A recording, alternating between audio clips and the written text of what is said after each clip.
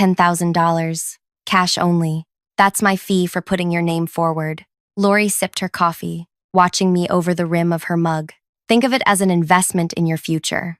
The words hung between us in the sticky air of Daisy's Diner, a place 3 blocks from our office building that Lori had specifically chosen because none of our colleagues ever ate here. The vinyl booth squeaked beneath me as I shifted my weight, certain I had misheard her. I'm sorry. What? $10,000, she repeated, setting her mug down with a soft clink. That's what it costs to get your application in front of the board. Her tone was casual, as if discussing the weather or weekend plans, not career extortion. I stared at her, this woman who had been my direct supervisor for 2 years.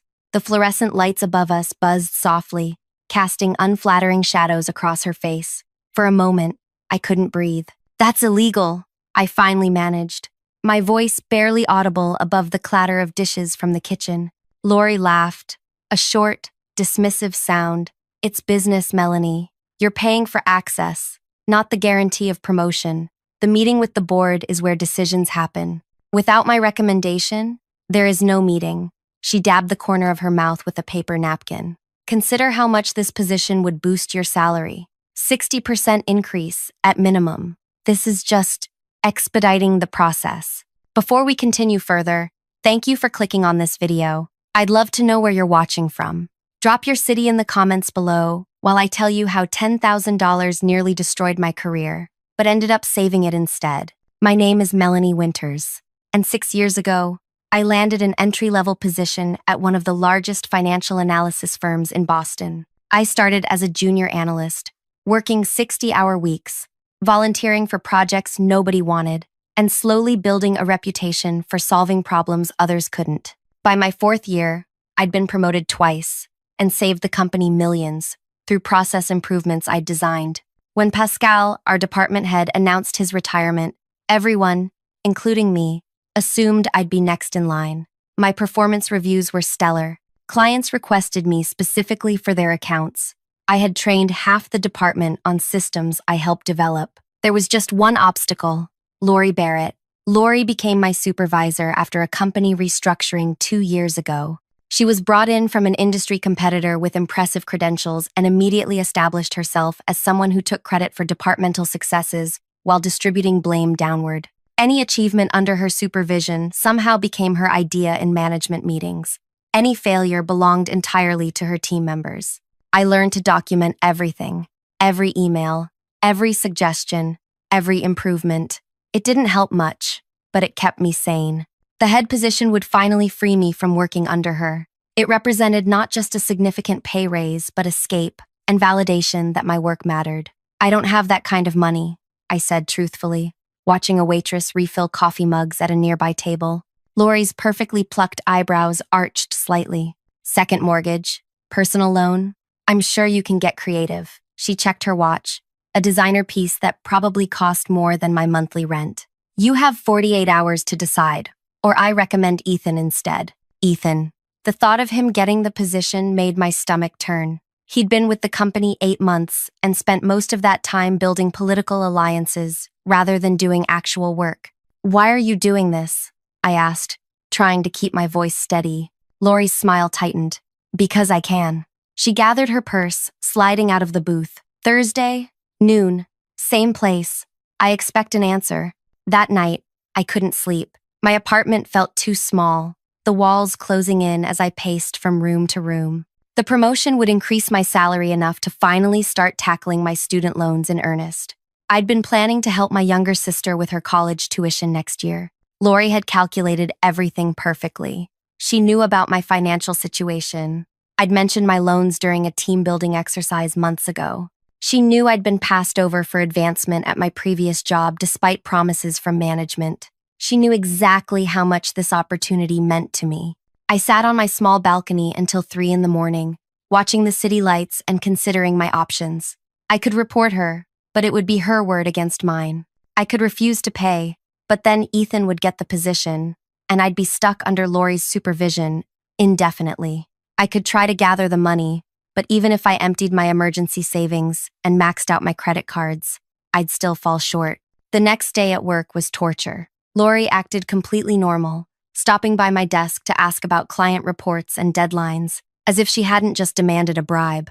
I smiled and responded professionally, while my mind raced through scenarios and possibilities.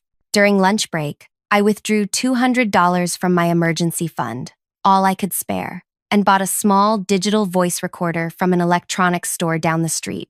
Not the latest model, just something basic that worked. When I returned to the office, I found an email from Lori requesting projected figures for the next quarter.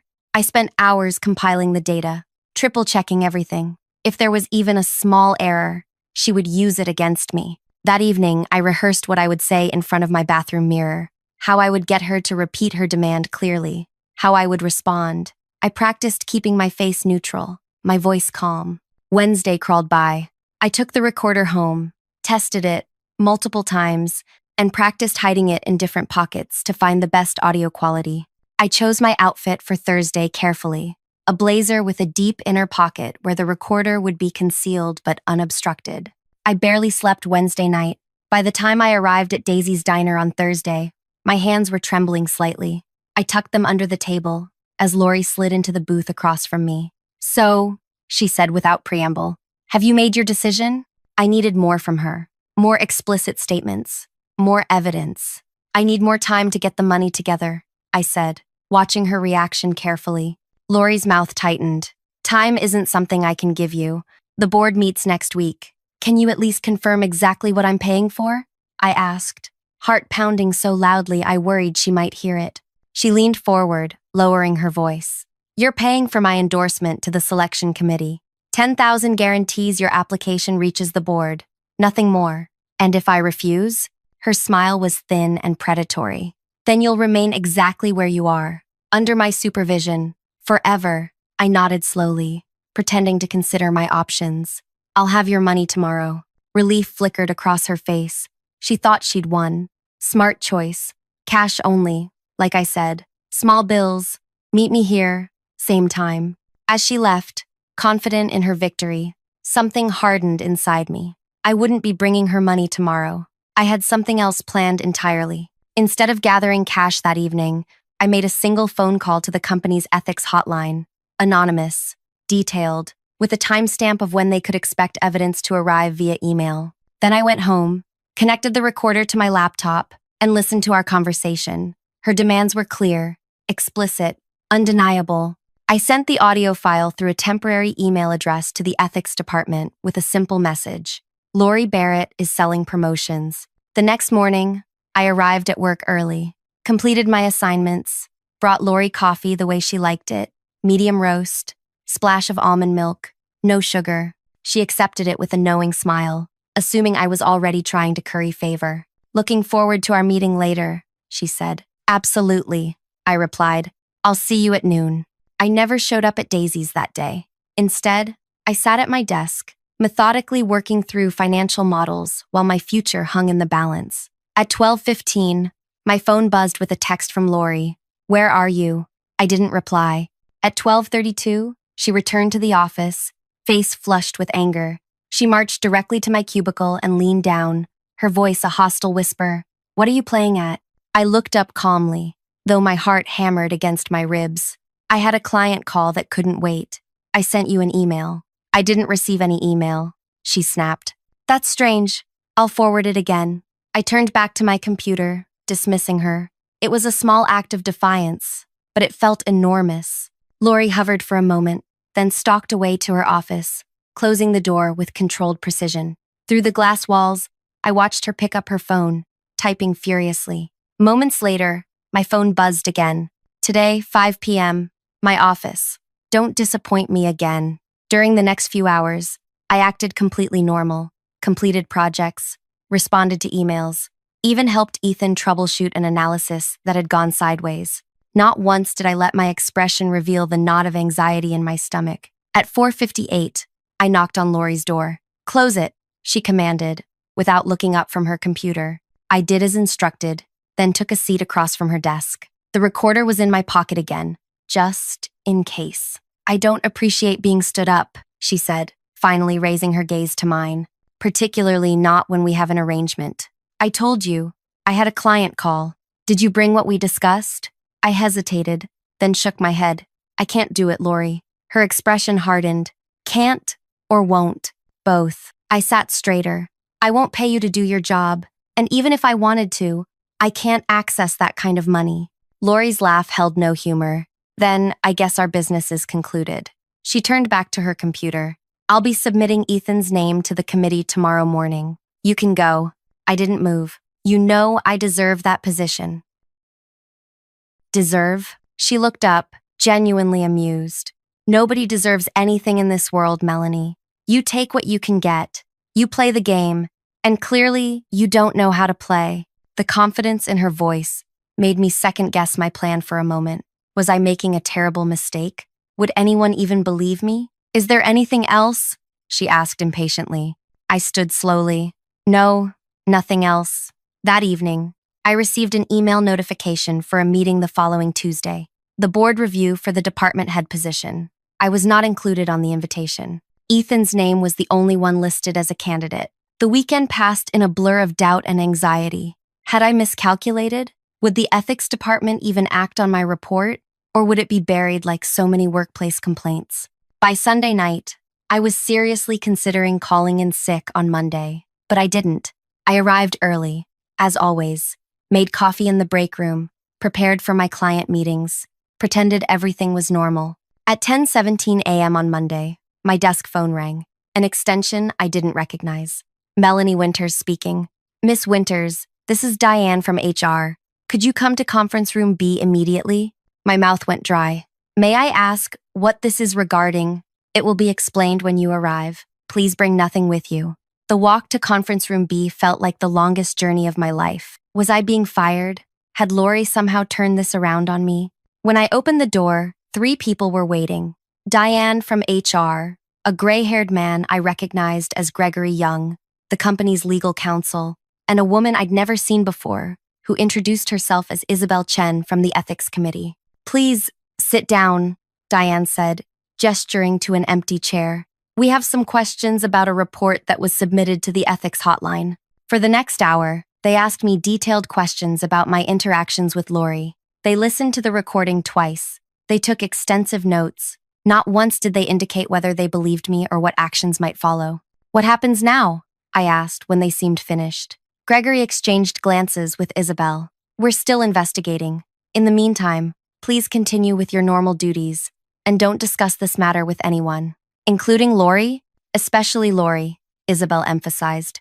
Act as you normally would. I returned to my desk feeling both relieved and more anxious than before. Lori was in a client meeting, so I didn't have to face her immediately. When she eventually returned, she barely acknowledged me. The next day, Tuesday, the board was scheduled to meet at 1:30 p.m. to review candidates for the department head position. By 1:15, Ethan was pacing nervously by the elevators, straightening his tie repeatedly. Lori emerged from her office looking polished and confident. She said something quietly to Ethan that made him nod vigorously. I pretended to focus on my computer screen, but watched from the corner of my eye as they boarded the elevator together. The doors closed, and I exhaled slowly. At 2:17 p.m., the elevator doors opened. 2 security personnel and Diane from HR walked directly to Lori's office. Through the glass walls, I watched as they waited. 10 minutes later, Lori returned alone. I couldn't hear their conversation, but I could see Lori's expression shift from confusion to disbelief to barely controlled anger. She shook her head repeatedly, pointed toward my desk once. Diane remained impassive, simply handing Lori a document which she refused to take. One security guard stepped forward, saying something that made Lori stiffen. She finally accepted the document, collected her purse from her desk drawer, and allowed herself to be escorted toward the elevator. As she passed my cubicle, our eyes met briefly. The hatred in her gaze could have burned through steel. 15 minutes later, Julian Reed, the company chairman, appeared from the executive elevator. He walked briskly through our department, nodding politely at startled employees, and proceeded directly to the conference room where the board was still meeting. The rest of the afternoon passed in a haze of hushed speculation. Ethan returned, looking shell-shocked, refusing to answer any questions. By 5 p.m., rumors had spread throughout the building, each version more dramatic than the last. I stayed late, finishing a client presentation, when Diane from HR appeared at my desk. "The chairman would like to see you," she said quietly. "Now, if possible." The executive floor was intimidating. All glass, steel, and success. I'd only been there twice before, both times to present findings to senior management, never to meet one-on-one with the chairman. Julian Reed's office was large but not ostentatious. He stood as I entered, extending his hand. "Miss Winters, thank you for staying late. Please, have a seat." I perched on the edge of a visitor's chair, hands folded in my lap to keep them from trembling. "I'll be direct," he said, sitting across from me. "We've reviewed the evidence you provided regarding Miss Barrett. Combined with other accounts that have since come forward, the situation is disturbing." I remained silent, unsure what response was expected. "You've been with us 6 years," he continued, glancing at what appeared to be my personnel file. "Your performance has been exemplary. Several clients have specifically requested you by name." He looked up. "Why didn't you come forward sooner about Miss Barrett's management practices?" The question caught me off guard. I documented what I could, but it was always subtle enough to be explained away. Taking credit for team achievements, blaming others for failures, those things happen in every workplace. Until she demanded payment for a promotion. "Yes," I agreed. That crossed a line I couldn't ignore. Julian nodded slowly. "We've terminated Miss Barrett's employment, effective immediately. The board has also decided to reassess the selection process for the department head position." My heart sank. Reassess meant delay. Delay meant possible reconsideration. "I understand, sir. The position announcement will be reposted tomorrow. I strongly encourage you to apply." He stood, signaling the end of our meeting. "The board values integrity, Miss Winters, perhaps even more than we value results." The following week was chaotic. With Lori gone and no department head, clients became anxious. I found myself unofficially managing several major accounts, working 14-hour days to maintain stability. Ethan avoided me entirely, while other colleagues seemed unsure how to react to the scandal. I submitted my application for the department head position, along with a detailed plan for departmental reorganization. Then, I waited, throwing myself into work to avoid dwelling on possibilities. 2 weeks after Lori's termination, I received an email requesting my presence at a board meeting the following day. My hands shook as I accepted the calendar invitation. That night, I barely slept. I rehearsed answers to potential questions, prepared counter-arguments to possible objections. By morning, I felt simultaneously exhausted and wired. The board meeting was scheduled for 10 a.m. I arrived at 9:45, dressed in my most professional outfit, carrying a portfolio with additional departmental analyses I'd prepared. The executive assistant smiled warmly as she showed me to the conference room. "They're ready for you," she said, opening the door. 7 board members sat around a large table, with Julian Reed at the head. They looked up as I entered, expressions unreadable. "Miss Winters?" Julian began after introductions had been made. "Thank you for your patience during this process. We've reviewed your application and spoken with several clients who work directly with you." I nodded, my mouth too dry to speak. "Before we continue," he said, "I'd like to address something." He slid a folder across the table toward me. "These are statements from 3 junior analysts in your department. They describe how you personally mentored them when Miss Barrett refused to provide training. They also mention instances where you defended their work to clients when Miss Barrett attempted to place blame on them." I opened the folder with shaking hands, scanning the statements quickly. Clara, Mateo, and Tyler, 3 analysts I'd helped over the past year. I hadn't realized they'd noticed or appreciated the small interventions I'd made. "I didn't do anything special," I said finally. "They're talented analysts who just needed someone to believe in them." Julian smiled slightly. "That's precisely why we'd like to offer you the department head position, effective immediately." For several seconds, I couldn't speak. The words hung in the air between us.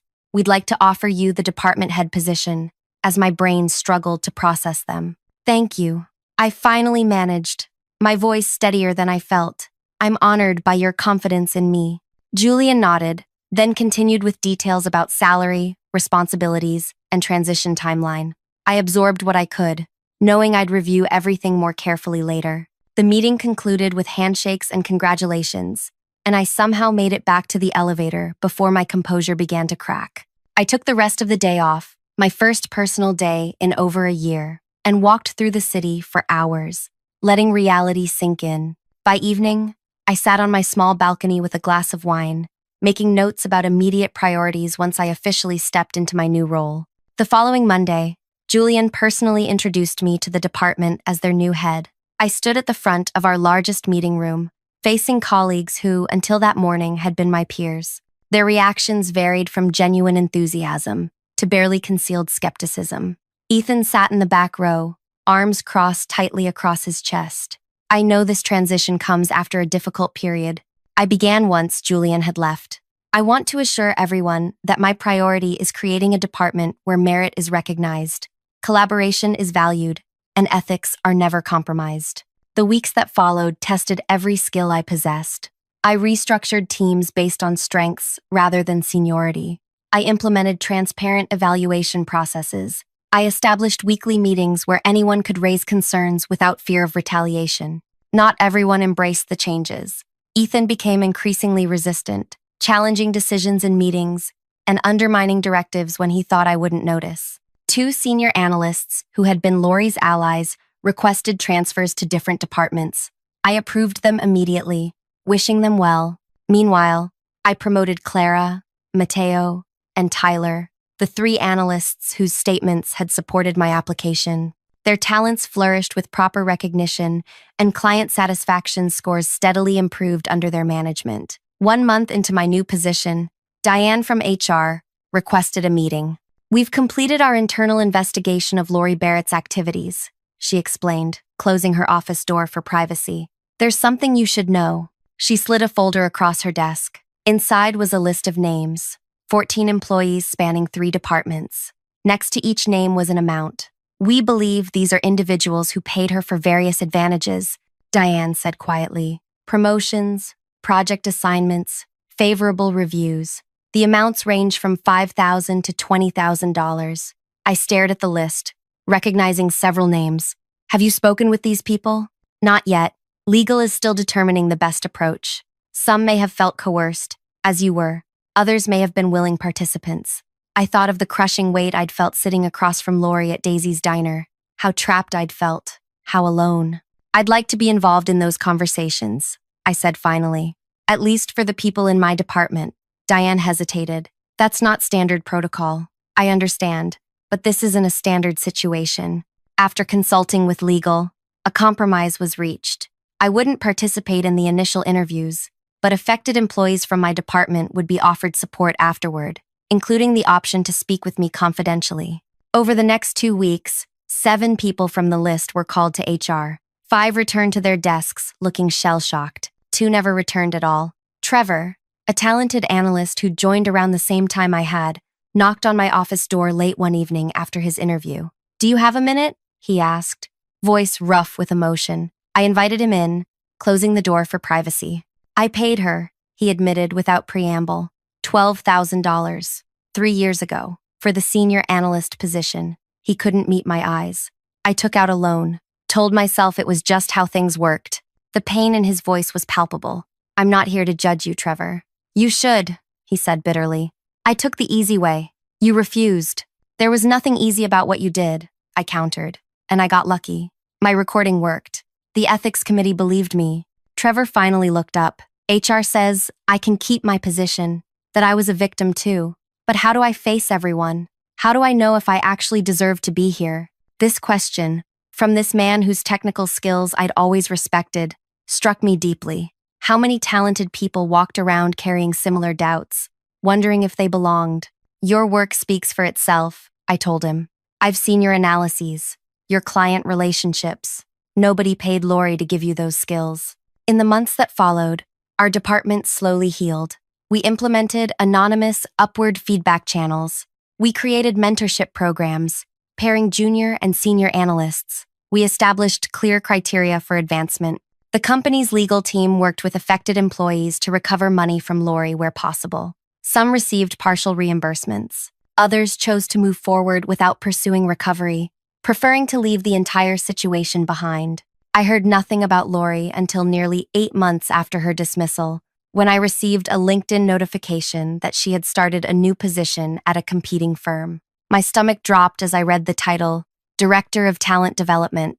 That evening, I sat in my apartment, staring at her profile page, filled with congratulatory comments from new colleagues who had no idea what kind of person they'd just welcomed into their organization. The right thing, the ethical thing, would be to let it go. She'd lost her job. Her reputation at our company was destroyed. Justice, in some form, had been served. But what about her new colleagues? What about the employees who would soon report to her, vulnerable to the same manipulation she'd perfected? I closed my laptop without taking action, but the question lingered. 2 days later, I mentioned the situation to Julian during our monthly check-in. She's at Grayson Financial now, I said casually, leading talent development. Julian's expression revealed nothing. That's unfortunate for them. Do we have any obligation to warn them? He considered the question carefully. Legally, no. Sharing details of her termination could expose us to liability. He studied me for a moment. Does it bother you that she found another position so quickly? It bothers me that she's in a role where she can harm others. After our meeting, I tried to put Lori out of my mind. I focused on department improvements, on client relationships, on mentoring my team. But each time I approved a well-earned promotion or celebrated a team member's achievement, I thought of those 14 names in that HR folder, of other potential victims at her new company. 3 weeks later, I received an unusual email from a former client who had moved to Grayson Financial 6 months earlier. She wanted to meet for coffee, off-site, after hours. We met at a small cafe far from both our offices. Rachel looked nervous, glancing around repeatedly as we settled at a corner table. I needed to ask you something, she began after ordering. The new director of talent development at Grayson, Lori Barrett. She worked at your firm, right? I nodded, keeping my expression neutral. Rachel leaned forward, lowering her voice. There are rumors about how she operates. She's implementing a new talent acceleration program with exclusive mentoring opportunities, but the selection criteria are incredibly vague. She hesitated. Last week, she suggested I might be a perfect candidate for the program, but mentioned it would require a significant personal investment. My blood ran cold. 3 months into her new role, and Lori was already establishing the same predatory system. What would you like me to do? I asked carefully. I need to know if I'm being paranoid. Is this normal practice? No, I said firmly. It's not normal, and it's not acceptable. Rachel visibly relaxed. That's what I thought, but she made it sound so routine, like this happens everywhere. She looked down at her coffee. She mentioned she'd run a similar program at your company with great success. Said several people had advanced to leadership through it. The audacity was breathtaking, using her position at our company as a reference point, implying institutional approval of her extortion scheme. Rachel, would you be willing to document what she's told you? Not necessarily to take action now, but to have a record? She agreed, and over the next 2 weeks, she kept detailed notes of every interaction with Lori. Meanwhile, I spoke confidentially with our legal department about my concerns. They were cautious but outlined what evidence would be needed if Rachel decided to report the situation internally at Grayson. I never suggested or encouraged Rachel to record conversations. That decision was entirely hers. But when she forwarded me an audio file 3 weeks later, I wasn't entirely surprised. Lori's voice was unmistakable. 15,000 guarantees your placement in the executive track. Consider it an investment in your future. Small price to pay for advancement. Really. The same phrases, the same predatory confidence, the same scheme. What happened next wasn't revenge, not in the way I'd once fantasized about when lying awake after our confrontation at Daisy's diner. It was something quieter, more methodical, more complete. Rachel reported Lori to Grayson's compliance department, providing her documentation and recordings. I connected Rachel with our company's legal team, who shared, with careful legal parameters, information about the pattern of behavior that had led to Lori's termination. Grayson Financial launched an internal investigation. Within 3 weeks, they uncovered 5 employees who had already paid Lori for career acceleration. 2 others reported being approached but declining. Lori was terminated immediately. This time, the company pressed charges for fraud and extortion. The district attorney, presented with evidence from 2 separate companies showing an established pattern, pursued the case aggressively. I testified at her trial 6 months later, describing in detail the system she had created and how she had attempted to transplant it to her new employer. Other victims from both companies shared similar stories. Lori was convicted on multiple counts. The judge, noting the calculated nature of her actions and the abuse of professional trust, sentenced her to 4 years in prison and full restitution to all identified victims. But the most significant consequence wasn't the criminal penalty. It was the industry-wide conversation her case sparked about ethical leadership and power dynamics in corporate settings. 3 major financial firms implemented anonymous ethics reporting systems modeled after the one that had protected me. 2 industry publications ran feature articles on detecting and preventing similar schemes. The 14 names on that HR list, they all eventually came forward, freed from shame by the public exposure of Lori's methods. Most continued their careers, their confidence slowly rebuilding with proper support and recognition. As for me, I still run my department with transparency and integrity. I've implemented quarterly ethics refreshers and created clear, documented promotion paths so nobody ever feels their advancement depends on one person's whim. Sometimes I think about that day at Daisy's Diner, how close I came to either paying that bribe or walking away from my career. How a small decision to stand up for myself rippled outward, protecting dozens of others. The $10,000 I refused to pay, it became the first donation to a scholarship fund our company established for employees pursuing ethics certification in business leadership. Thank you for staying with me through this story. If it resonated with you, please like this video and subscribe to hear more real experiences that might help you navigate your own workplace challenges. Have you ever faced an ethical dilemma at work? Share your experience in the comments. Your story might help someone else find the courage to stand up for what's right, even when it feels impossible.